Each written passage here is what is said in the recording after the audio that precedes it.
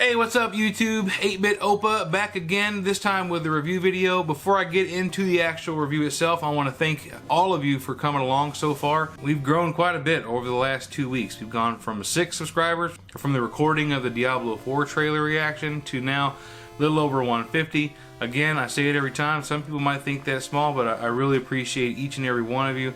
If you haven't already, if you're watching for the first time, hit that subscribe button. And follow me on Twitter and Instagram at 8-Bit Opa. So let's get into the meat of today's topic, which is a game that I had never heard of until this month. Despite having never heard of it, this was one of the most enjoyable gaming experiences I've ever had for a single player game. 32 hours into the game, and I got 34.8% completion rate, which is so low. I can't believe it's only 38%. But wonderful game. Let's talk about it. Let's look at it now. So the original Yakuza game was released PlayStation 2 in 2005. It was re-released and remastered on PlayStation 4 in 2015 and just came out this year for PC. So how did I discover it? Well, Humble Bundle. But while I was on the Humble Bundle site, I noticed that they had this monthly deal, this bundle monthly, $12 a month, you get these games. I sat on it for a few days, so I'm like, oh, that sounds pretty cool. And I was tricked. I honestly think I was tricked because the cover of the promotion was Call of Duty World War II. And I know there's been some mixed reviews on that game, but I still wanted to play it. So when I clicked on and I purchased the $12 a month subscription, I was notified that I'd received 3 games, Soul Calibur 6, My Time in Portia, or Portia, depending on which NPC you talk to in the game, and then this Yakuza Kiwami. I was kind of pissed. I was like, I've never heard of these games except for Soul Calibur. I'd never heard of these other 2 games. The only thing that kept me from requesting a refund from Humble Bundle was the fact that Soul Calibur 6 was included, and I thought, you know what, I haven't played a Soul Calibur game in years and years and years. At the bare minimum, I've spent $12 on Soul Calibur 6. So I said, you know what, let's play Soul Calibur 6 and we'll see what happens next month. I did play Soul Calibur 6 right away, fired it up, but then I said, you know what, let's see what these other 2 games are about. And I'm looking at the store page for Yakuza Kiwami and I'm thinking, man, this just doesn't look... At the time I didn't know it was a re-release from a 2005 title, but I clicked on it and let it start playing. It's all over from there, folks. So I am so glad I decided to launch the game that night. First, I want to say that I have not completed a solo or single player game in years and years. Mostly due to playing games that don't have an end. I will give it that. I've played a lot of RPGs and MMOs over the last 10 years or so. Right from the start, one thing I noticed with Yakuza is that there's a lot of cutscenes. I'm the kind of guy that normally clicks through every single one of these. Skip, skip, skip. You've seen the Epic NPC Man stuff making fun of that. Even in games like Warcraft, it's a very quest-driven, story-driven game. A lot of times, I had no idea why we were doing what we were doing, and I'd find out later through a cinematic or something that, oh, okay, this is why we're doing it. I just don't read the story. This one was different. Aside from first-person shooter, if a game has an option for a controller, I probably am going to use a controller. I actually found myself putting the controller down and just watching the story unfold, really paying attention to what was going on. The story, man, in my opinion, if it hadn't hooked me right away, I think it would have lost me because there was so much dialogue, so many cutscenes from the beginning. I think it would be overwhelming had it not been compelling. This story was absolutely one of the most interesting stories in any video game I've ever played. I don't say that lightly. I've played a lot of games. I've been playing since the early 80s. Arcade, Atari, Nintendo, every generation of console. I've played on PC. It's a love story. It's a story about chivalry and honor and self-discovery, relationships with friends, lovers, as a parental figure, as a friend. One of the overarching themes with the protagonist Kiryu is that he stays true to himself throughout the entire game. That doesn't mean he stays rigid, because you see who he is at the beginning of the game, a somewhat made man coming up in the ranks of a family, about to be awarded his own family to run underneath the main Tojo clan. He allows himself to grow throughout the game. His worldviews change as he ages. Most of the game you're playing as a 37-year-old Kiryu instead of the 27-year-old Kiryu at the beginning of the game. But no matter how he changes in his worldview, he stays true to himself. He's not swayed by outside influence, except for any instance where he needs to open his mind to accept new things in. And it's really fun to watch that develop because it's the ultimate, I think, in the human experience. Right here wrapped up in one one character. The triad of Kiryu, Nishiki, and Yumi is an excellent story, and that maintains its overarching pattern throughout the whole storyline. With Nishiki being his best friend, his brother, in a sense. These three came up in an orphanage together, which is why they've maintained such a close connection over the years. But in the end, you'll see how Nishiki has changed. He's become power hungry. The Tojo clan has completely led him on a string, manipulated him like a puppet, and it's a complete tragedy how he changes so much. Yumi's involved the whole time. She plays a way more important role than you would think at the beginning of the game. Haruka, the little girl that you come in contact with, this ends up being probably one of the most endearing parts of the whole story. There's a lot of the game that is decidedly Japanese in scope, and from what I understand, it's even tame compared to some of the other titles in the franchise. When the initial creator originally brought the idea to Sega, Sega said it was too Japanese to see any success in the West, and man were they wrong. Because after it was a success in the West, I think that gave Nagoshi a license to sort of just kind of double down on being Japanese with the game. I'm one of those people who appreciate the fact that it was so overly Japanese, even if it was just a small taste on what the game could be. Because what that game did for me, from a cultural standpoint, it actually made me curious about Japanese culture, just in general. And I know a video game about Yakuza, which is basically gangsters, probably isn't the best source for becoming curious, but it made me curious. I found myself looking up what's the difference between san, chan, kun, as far as suffixes for people's names. I wanted to know more about bows and when to use them. I wanted to know more about food that Japanese people ate, the Yakuza in general. What are host and hostess bars, anime, things I've gone my whole life kind of knowing that it existed, but just didn't really care about.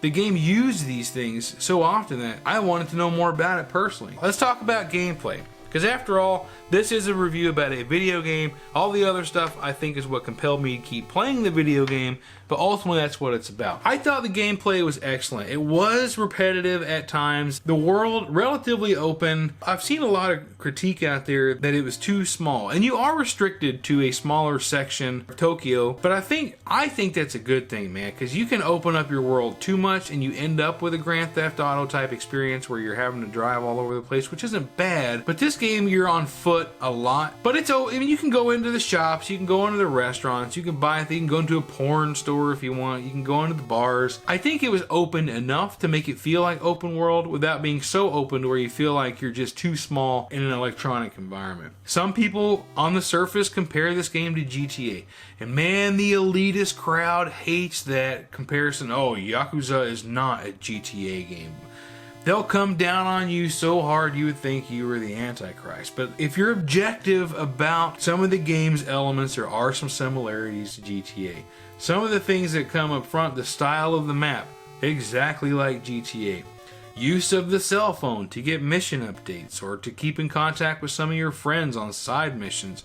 That's what GTA has done for years and years, most notably GTA 4. Building relationships, again, it's something that I've seen in the GTA games. That's about where you draw the line in terms of the comparison with GTA, but fundamentally those things are really similar. Ultimately, you're a fighter in this game, and I really enjoyed being able to switch between, you had 4 fighting styles, I used 3 of them pretty much the entire game. You had your health bar and you had a heat bar. Landing hits without being hit granted you more heat measurement up until a certain point where then you could then use specialized heat moves. Some fighting styles I found gave you more heat, and some fighting styles had, in my opinion, some of the cooler finishing moves. So a lot of times I would use one style just to generate the heat and switch to another style to use the heat on a finishing move that I liked better than others. The repetitive nature came from the quantity of times that you were attacked on the streets. No matter where you went, you could count on being attacked 3 or 4 times by groups of thugs, Yakuza. It was really cool at first because it's like, oh, I get to use some of these fighting things, because ultimately if you didn't have those brawls, there would be a little bit of dryness running back and forth between quest objectives. I just thought it kind of got excessive,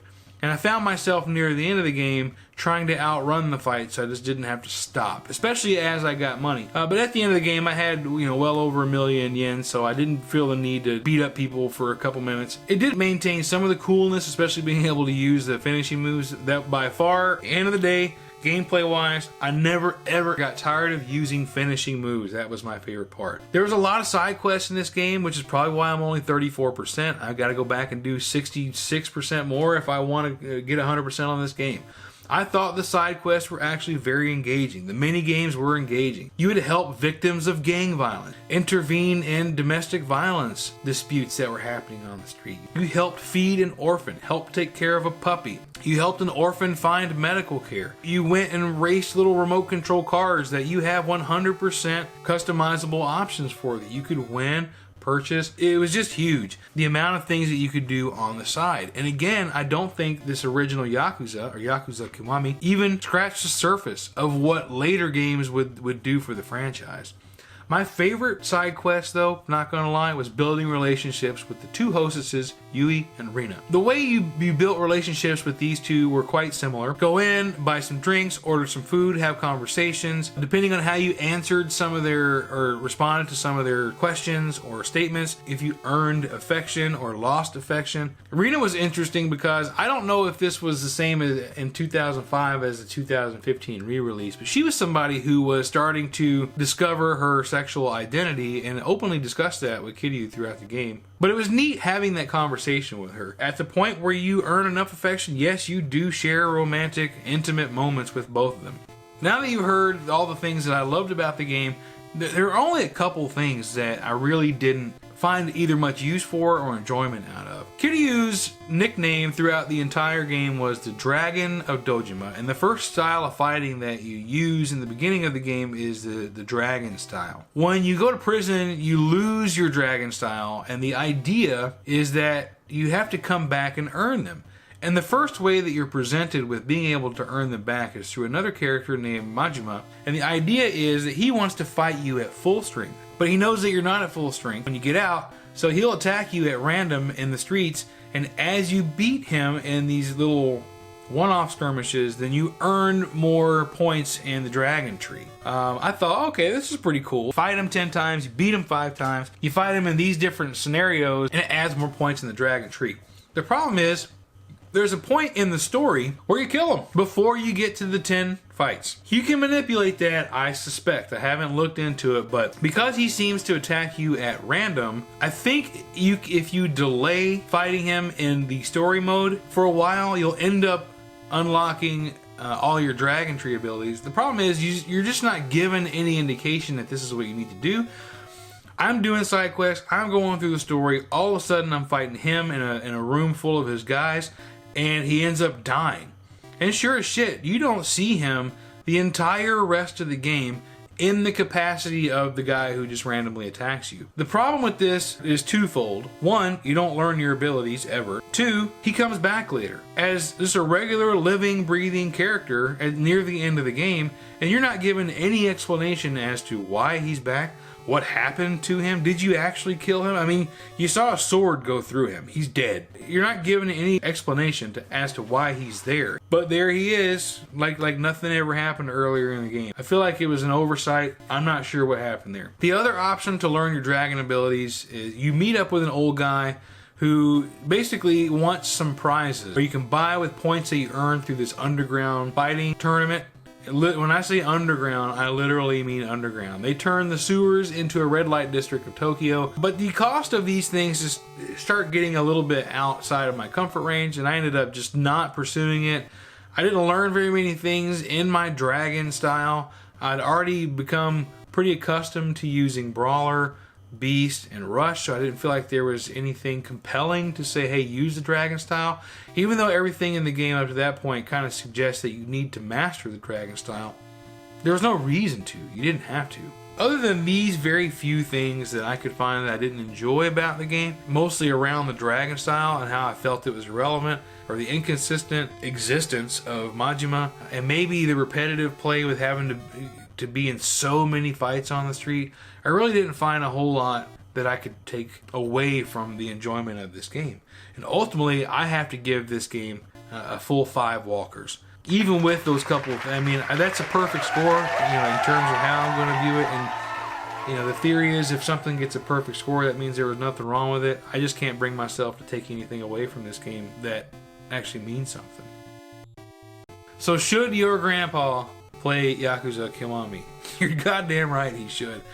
If your grandpa plays video games at all, I think this is something that he'd really enjoy. And I say that as a grandfather myself. I'm a young grandfather, but I'm a grandfather. I haven't completed a game in years. I just completed this one this weekend, and I'm actually considering going back and filling in some of the gaps. Some of the challenging moments, the boss fights, some of them were challenging. Some of them I had to try again and again and again. Highly recommended. I'm now in a position where I can't wait to play Yakuza Kiwami 2, Yakuza 0, and I may even get some of the other titles that are available only on console, because I mostly play on PC. But anyway, what do you think? Have you played the Yakuza games, this game in particular, either in 2005 or even the newer ones that have come out? Leave a comment. Let me know what you think. Tell me what kind of videos you want to see. If not, I'm just going to keep kind of freeballing, going commando on this thing and see what I can come up with. But as always, thanks for watching, and we'll see you next time.